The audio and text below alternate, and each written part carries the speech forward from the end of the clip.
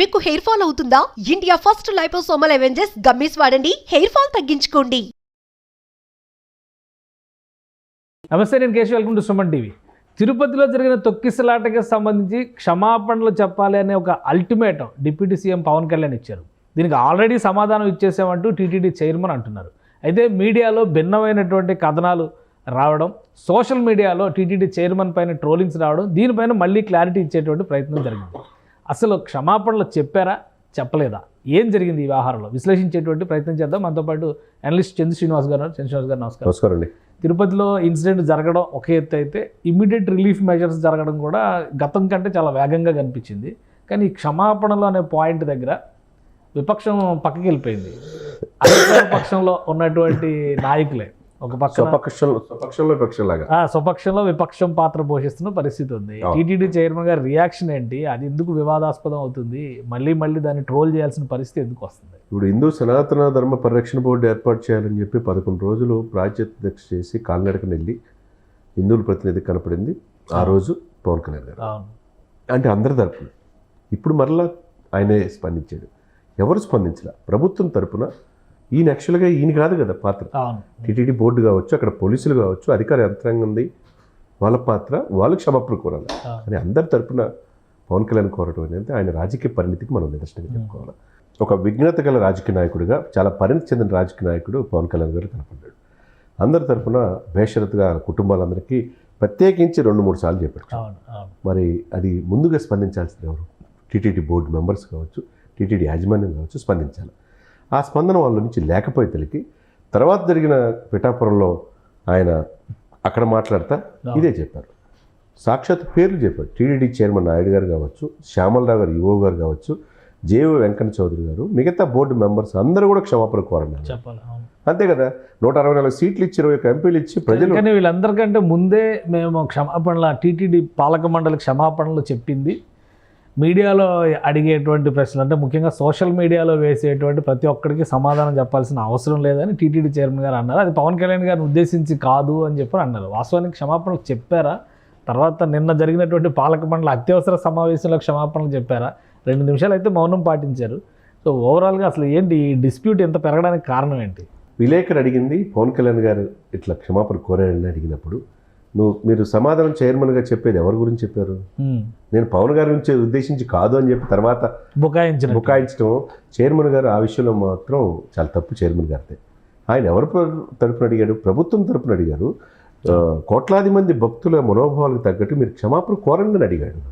మీరు ప్రతి ఒక్కరు చెప్తే నేను చెప్పాలన్న రీతిలో నేను క్షమాపణ చెబితే చనిపోయిన వాళ్ళు తిరిగి వస్తారా అని చెప్పి అనటం ఏదైతే ఉందో, ఆ చైర్మన్ గారు కొద్దిగా నియంత్రిత ధోరణి, అహంకారం తగ్గించుకోవాల్సిన అవసరం ఉంటుంది. ఎందుకంటే స్వామివారి సేవకు వెళ్ళినప్పుడు స్వీయ నియంత్రణ ఉండాలి. అది లేకపోతే చాలా ఇబ్బంది అయింది. డెఫినెట్గా మీరు చెప్పింది కరెక్ట్ అండి. స్వీయ నియంత్రణ కోల్పోయినప్పుడు అక్కడ కలియుగ దైవం వెంకటేశ్వర స్వామి కంటే గొప్ప వాళ్ళేం కాదు కదా. మీరు సేవకులుగా భక్తులకు సేవ చేయడానికి వెళ్ళారు తప్పితే మీరు అహంకారాన్ని, దర్పాన్ని పోషించడానికి కాదు కదా. ఇప్పుడు అంటే చనిపోయిన వాళ్ళు కూడా నువ్వు మీరు అట్లా మాట్లాడుతావు, అది తప్పు జరిగిందని అర్థమైపోయి మీరన్నట్టు సోషల్ మీడియాలో విపరీతమైన ట్రోల్ చేసి తెలికి అటువైపు జనసేన కాడి నుంచి జరిగిన తప్పుని సవరించుకోవడానికి ప్రయత్నం చేశారు.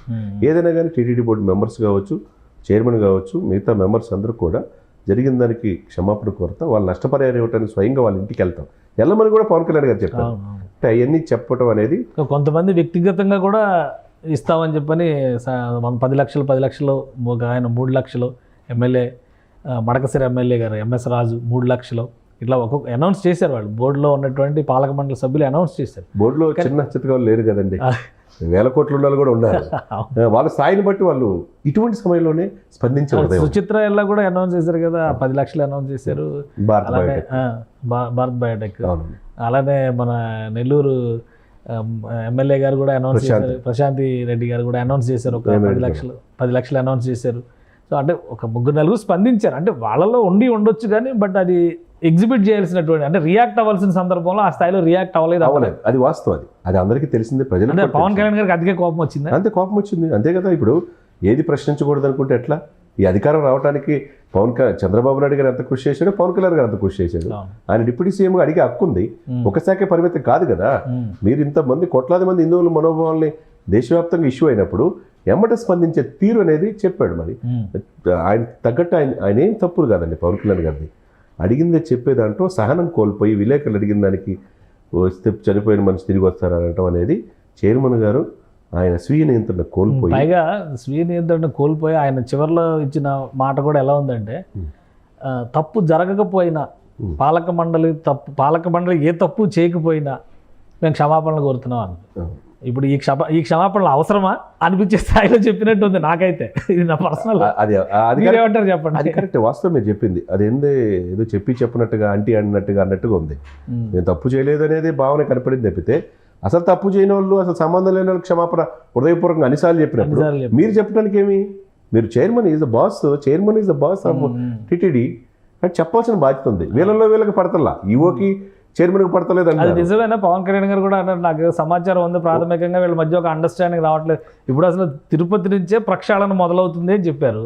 తిరుపతిలోనే ఇలాంటి సంక్షోభాలు ఉంటే రేపు ఎటువంటి సంకేతం ఇస్తారు ప్రజలకు అయోమయం గురికయ్యే అవకాశం ఉంది. ఆయన మంత్రివర్గంలో ముఖ్యమంత్రి ప్రమాణ స్వీకారం చేసే ముందు అక్కడికి వెళ్ళాడు. అంత పవిత్రంగా అక్కడ శ్రీవారి పాదాల దగ్గర ఆయన పుట్టాడండి చంద్రబాబు నాయుడు గారు. అలిపిరి దగ్గర మన క్లైమర్ మైన్లు ఎట్లా బయటపడ్డాడో మనకు తెలుసు. ఆయనకి తెలుసు గొప్పతనం, ఏడుకొండ విశిష్టత తెలుసు. కాబట్టి ఆయన చాలా చక్కగా చేస్తాడు ఆ వయసులో. ఆయన చూసేలా నేర్చుకోవాలి కదా సార్ ఈ అధికారులు.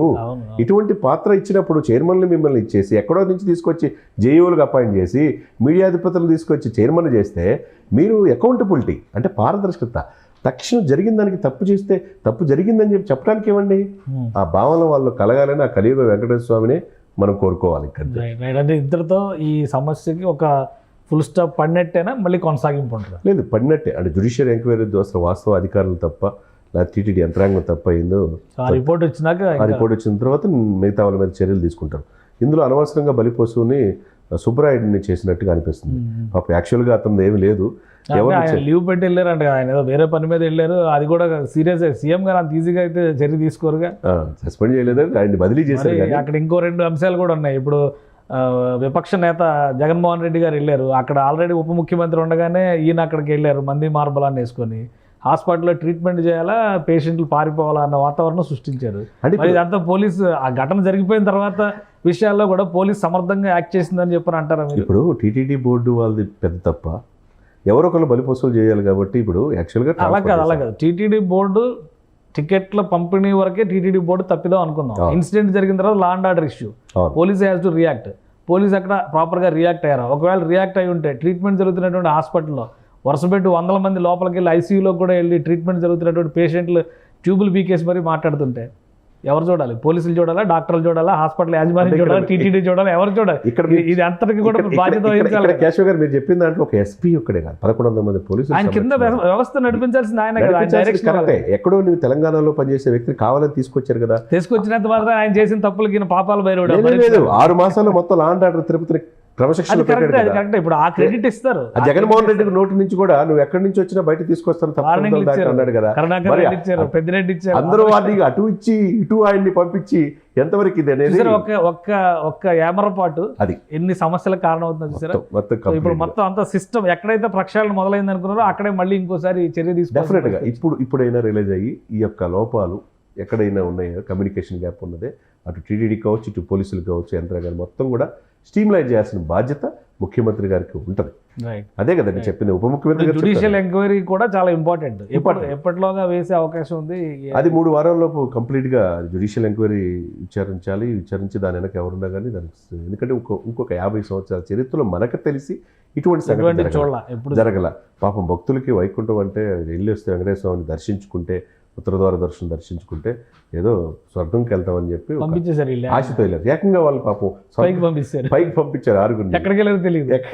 సరే, ఏదైనా కానీ తప్పు జరిగిపోయింది. ఈ తప్పు ఇక జరగకుండా చర్యలు తీసుకోవాల్సిన బాధ్యత ప్రభుత్వాన్ని. రైట్.